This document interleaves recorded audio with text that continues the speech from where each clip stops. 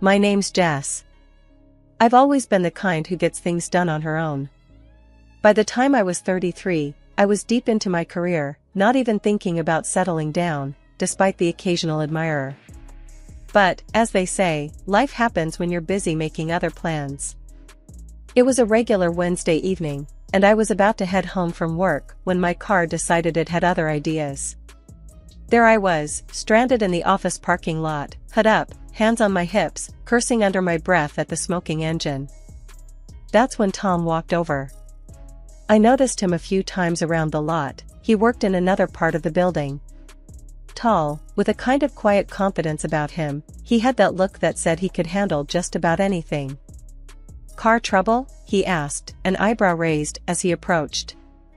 "You could say that," I replied, trying not to show my frustration. It just started making this awful noise, and then smoke everywhere. Tom chuckled, which normally would tick me off, but there was something genuine about it that kept me calm. "Mind if I take a look?" "Be my guest." I gestured towards the open hood. "I'm Jess, by the way." "Tom," he said, extending a grease-free hand, surprisingly. "Let's see what's going on with this old beast." He poked around for a minute, then straightened up, wiping his hands. "It's your alternator, I'd bet my last dollar on it. You're not going anywhere tonight unless you get it towed." "Great, just my luck."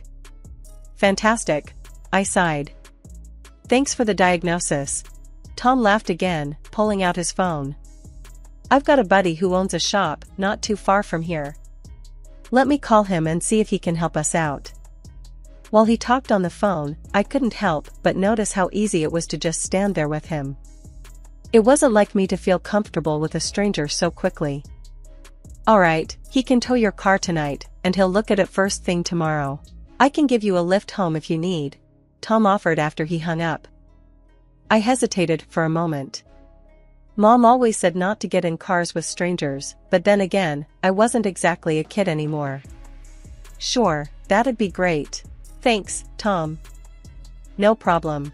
Just trying to be helpful," he said with a smile. "Besides, it's not every day I get to rescue a damsel in distress." "Whoa there, cowboy." I shot back playfully, "I'm no damsel, and I'm not in distress. I just have a stubborn car." "Noted." Tom grinned as we walked to his car. Stubborn car, tough owner.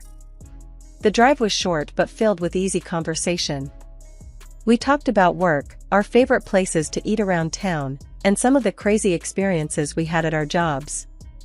It was refreshing to talk to someone so normal. When he dropped me off at my apartment, he handed me a business card. "In case you need a ride to the shop tomorrow, or if your car gives you more grief." I took the card, a small smile playing on my lips. "Thanks, Tom. Maybe I'll call you, and not just for car troubles." He winked as he drove off, leaving me there with a weird feeling in my stomach. Excitement? Maybe. For the first time in a long while, I was actually looking forward to what tomorrow might bring. After Tom and I met, things moved pretty fast in a good way. He was open right from the start, which I respected a lot. But as we got closer, he started to share more about his family dynamics, and it wasn't the pretty picture I was used to growing up with. Tom's older brother, Mike, had always been the golden boy in the eyes of their parents, especially their mom, Linda. According to Tom, Linda doted on Mike, always talking him up as the smartest and most successful. Mike got more attention, more praise, and yeah, more of everything else too.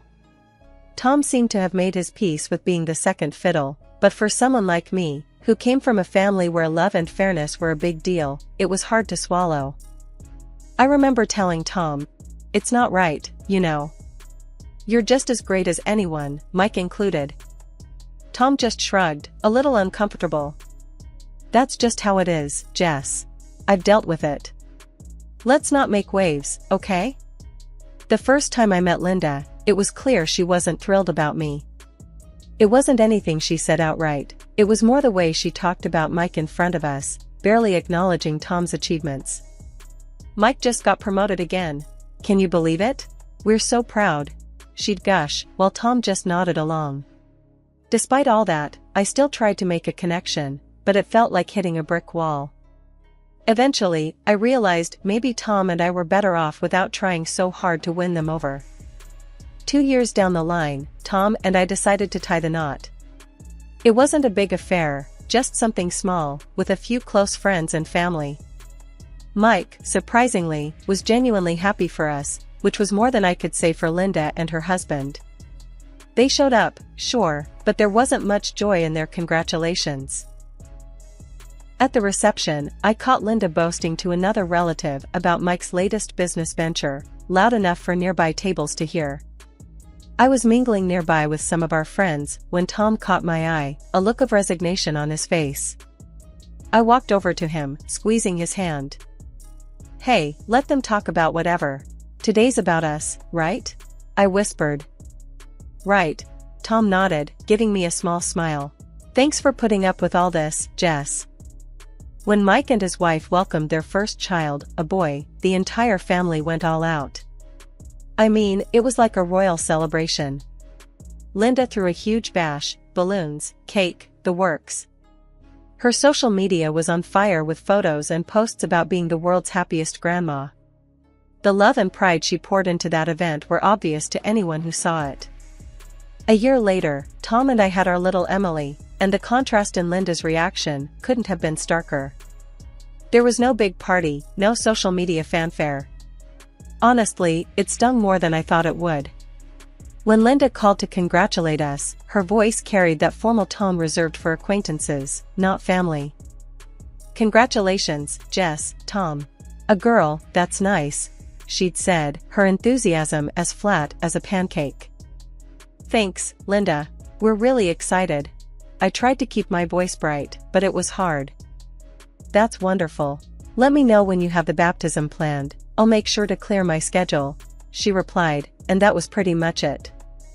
At Emily's baptism, the disparity became even more obvious. Linda came, of course, she's the grandma after all, but her whole demeanor was so offhand it might as well have been another Sunday service for her. While we were setting up the hall for the small gathering after the ceremony, I overheard Linda talking to one of her friends. "Oh, Mike's boy is just starting to walk. It's incredible how quickly he's picking it up. We think he'll be quite the athlete." Feeling a bit irked, I walked over to Tom, who was arranging chairs and didn't seem to notice his mother's gushing about his nephew. "Tom, doesn't it bother you? The way your mom is all over your nephew and just here for Emily?" Tom looked up, a slight frown creasing his brow. "Yeah, it does. But what can we do, Jess? It's how she is. Mike's always been the star. But Emily's your star, our star. Doesn't she deserve the same?" I pushed back, not ready to drop it. Tom sighed, running a hand through his hair. "Of course, she does. And she'll always have us. I know it's not the same, but nothing," I cut in, my frustration peaking. "She should care more, Tom. It's not fair to Emily." "You think I don't know that? But confronting my mom, it's just going to make things worse. She won't change," he said, almost pleadingly. As the day went on, I tried to shake off the feeling of disappointment. I focused on our friends and the part of the family that was thrilled for us. Emily was a bundle of joy, oblivious to the adult tension swirling around her. Post-baptism, we had a little party back at our place. Linda stayed a bit, mostly keeping to herself or chatting with Tom's dad, who seemed to be trying to make up for his wife's lack of enthusiasm by being extra cheerful. As Linda was leaving, I decided to try one more time. "Linda, we missed seeing you with Emily today. She's getting so big already, isn't she?" Linda paused, her keys in hand, and actually looked at me for a moment. "Yes, she is. Time flies. Well, take care of her. And let me know if you need anything." Emily grew more curious and chatty as she hit her 3rd birthday. Kids, they notice more than you think, and it wasn't long before she started asking about her grandparents. "Mommy, why doesn't Grandma Linda come to see me like she sees Cousin Jack?" Emily's little voice was full of innocent confusion one evening while we were looking at family photos online. I paused, not sure how to explain family politics to a 3-year-old. Well, sweetie, Grandma Linda is very busy, and she lives a bit far away. But we see her on special days, right? It was a weak excuse, and even Emily seemed to sense it. But she sees Jack all the time. He has lots of pictures with her, Emily pointed out, her brow furrowing slightly. Tom, overhearing us from the dining room where he was fixing one of Emily's broken toys, came over and knelt beside her. Hey, Pumpkin, Grandma loves you a lot too. We all show our love in different ways, okay? Emily looked at him, then at me, and nodded, though it was clear she didn't fully buy it. Okay, Daddy. The conversation didn't sit well with me. That night, after Emily went to bed, I brought it up with Tom. We were in the kitchen, me sipping my tea while he cleaned up. Tom, this isn't right. Emily's noticing the difference. How long before it starts affecting her? I said, my voice low but firm. Tom put down the dish he was drying and leaned against the counter. I know, Jess. It sucks. But what do you suggest we do? Confront my mom? At least let her know how we feel. It's not just about visits. It's the way she's being treated compared to Jack. It could hurt her, growing up feeling less loved. I argued, feeling my frustration rise. Tom sighed heavily. I'll talk to her. I'm not expecting miracles, but maybe if she realizes it's affecting Emily. Thank you, I said, feeling a mix of relief and dread. A few days later, Tom and I decided to visit Linda without Emily. We arrived at her house, and after some initial small talk, Tom steered the conversation to what was on our minds. Mom, we need to talk about something important, Tom began, his tone more serious than usual. Linda looked between us, her expression cautious. What's wrong? Is it Emily? It's about Emily, and you, Tom continued. She's been asking why you don't visit her like you do Jack. It's starting to affect her. Linda stiffened, her face tightening. I see all my grandchildren when I can. You know how busy I am. But Mom, it's not just about time. It's about how differently you treat them. Emily feels it. We feel it, I added, trying to keep my voice calm but firm. Linda's eyes flashed. Are you accusing me of favoring my grandchildren? Not accusing, Mom. It's just what's happening. We're worried about Emily, Tom explained, his voice steady. Linda sighed, looking away for a moment before meeting our eyes again. I'll try to do better, but I don't like being told how to be a grandmother. We're not telling you how to be a grandmother. We just want Emily to feel as loved as Jack, I said, hoping she'd understand the difference. Linda nodded slowly, her posture relaxing slightly. I'll make more of an effort. That's all I can promise.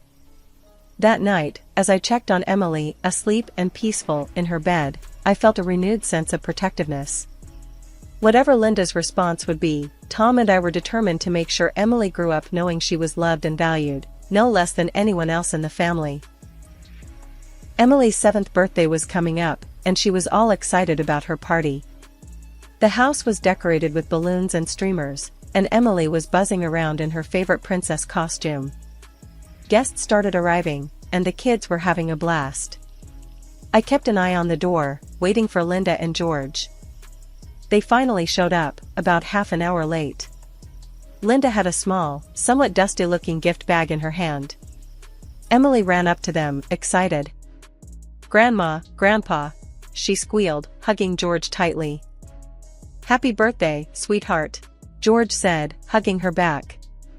Linda handed Emily the gift bag with a tight smile. Here you are, dear.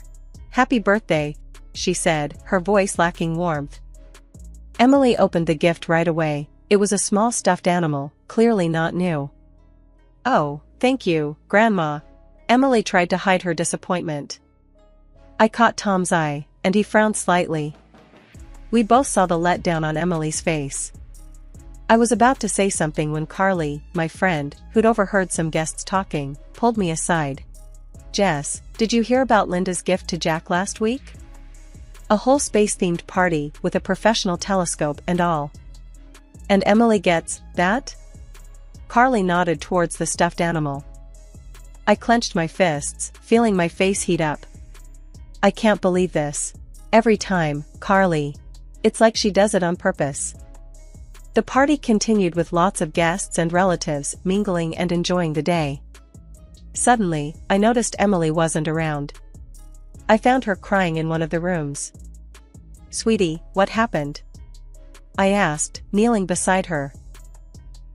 "Mommy, Cousin Jack said I'm a second-class person and I need to wash up before I can play with him," she sobbed, wiping her tears with the back of her hand. I felt a surge of anger. "He said what?" I stood up, stormed into the living room, and pulled Tom aside. "Tom, Jack is bullying Emily. He just told her she's second class." Tom's face turned red with anger. "What? I'll sort this out." He immediately went to find his brother, Mike. Mike was taken aback. "I don't understand, Tom. Jack's just a kid. Where'd he get that idea?" Nearby, Jack, unaware of the grown-up tensions, casually mentioned, "Grandma said not to play with Emily. She told me." Silence fell over the room. Everyone turned to look at Linda, who was visibly embarrassed. "This is unacceptable, Linda. You need to apologize," one of the guests said out loud. Others murmured in agreement. Linda, cornered and flustered, muttered a reluctant apology and, looking at Emily, added, "I'm sorry, dear. How about we spend some time next week, just you and me?" Despite my doubts, I agreed. Maybe this was a chance for Linda to right her wrongs. I nodded, hoping for the best. "Okay, Linda. Let's try that." After the birthday party fiasco, things were tense at home. Tom and I knew we couldn't let it slide. It was more than just about a gift, it was about how Linda's attitude was affecting our daughter. We needed to have a real, no-holds-barred conversation with her. The following week, we decided to meet with Linda at her house. On the drive over, Tom seemed nervous, gripping the steering wheel tighter than usual. "You okay?" I asked, touching his arm gently. "Yeah, just not looking forward to this talk. But it's got to be done, for Emily," he replied, his voice steady but strained. We arrived and found Linda in her garden, pruning some bushes. She looked up, wiping sweat from her brow with a dirty glove. "Tom, Jess, what brings you here? Something wrong?" Linda's voice was cautious, a hint of defensiveness already lacing her tone. "We need to talk, Mom. About what happened at Emily's party," Tom said, getting straight to the point. Linda sighed, setting down her gardening shears. "I thought this might be coming. Let's go inside." Once in the living room, I decided to kick things off. "Linda, what Jack said at the party, and your behavior, it's hurting Emily. She feels less loved, and that's not okay." Linda crossed her arms, her back straightening. "I already apologized for that. Jack's words were unfortunate, but kids say things without meaning them. It's more than just Jack, Linda. It's about how you treat her differently from her cousin. It sends a message, not just to the kids but to everyone," I pressed, trying to keep my voice calm but firm. Linda looked away, then back at us. "I do the best I can. I've always favored boys, it's just how I was raised. But I love all my grandchildren." "But your actions don't show that, Linda." "Actions speak louder than words," Tom interjected, his tone more forceful than I'd heard in a long time. There was a pause, heavy with tension, before Linda finally spoke, her voice softer, almost vulnerable. "Maybe I've been wrong. It's hard for me to admit, but perhaps I haven't been fair to Emily."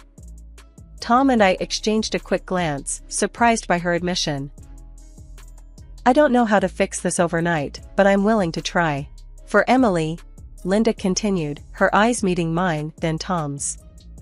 "We appreciate that, Linda. Maybe start by spending some quality time with Emily. Just the two of you," I suggested, hoping to bridge the gap. Linda nodded. "I'd like that. I'll call and set something up. A day at the zoo, perhaps? She likes animals, doesn't she?" "She does," I smiled, feeling a glimmer of hope. It was supposed to be a fresh start. Linda had promised to spend the whole day with Emily, just the two of them, which I thought was a great step towards mending their relationship. So, you can imagine my surprise when I saw her grandson, Jack, climbing into the car with them.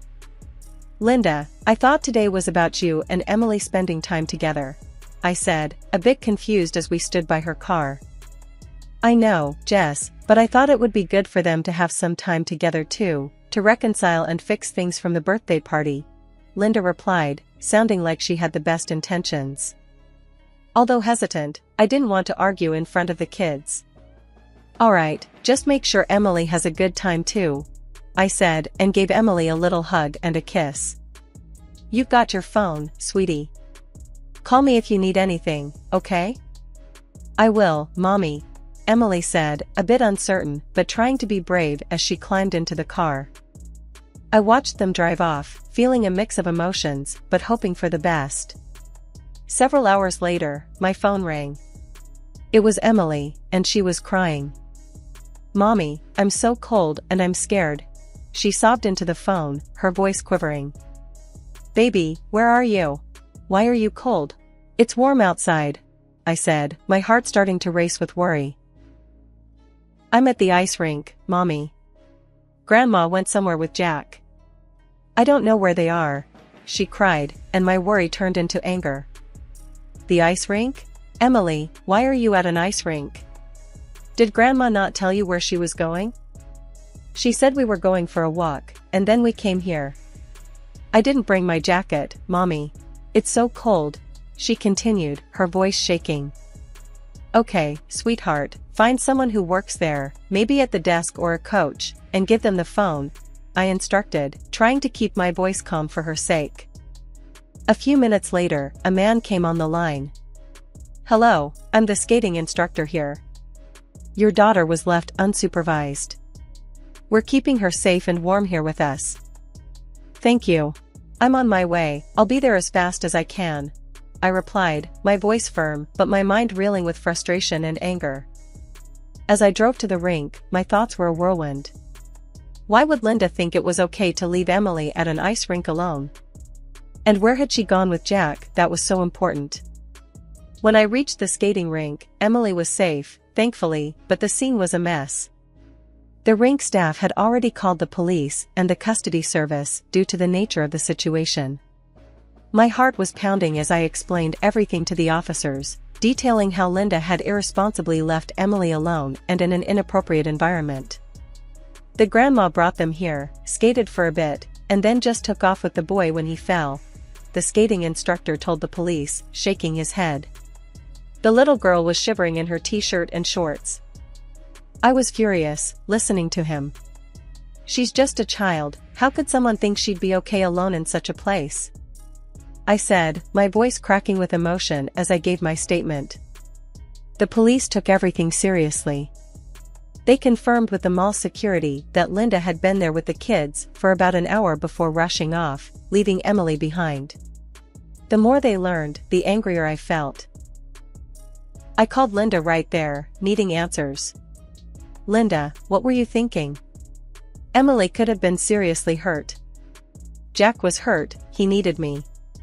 Emily was fine when I left," Linda responded, her tone dismissive as if it was a minor oversight. "Fine? You left her alone, Linda." She was freezing and terrified. I snapped back, hardly believing her lack of concern. After hanging up with Linda, I called Tom to tell him everything. He was livid, beyond upset. "This is unforgivable, Jess. I'm going to make sure this gets handled properly," he said, his voice firm and resolute. The fallout was immediate and severe. The police conducted a thorough investigation, and Linda was fined heavily. Due to the circumstances, she was also barred from any unsupervised visits with Emily. When Tom's brother, Mike, heard about what had happened, he and his wife were appalled and pulled back from Linda, condemning her actions outright. Tom's dad, George, also got involved, upset about the entire situation. "I'm sorry, Tom. I should have stepped in sooner. I followed her lead for too long," he confessed one evening over the phone. He even mentioned that this strain had pushed him to consider a divorce, unable to align with Linda's actions and attitudes any longer. It seemed the whole family dynamic was unraveling because of this incident. Through all this, my resolve only strengthened. Watching how everything unfolded made it clear to me that as a parent, my first and most important job was to protect Emily. I promised myself and her that I'd always be her advocate and shield, no matter what.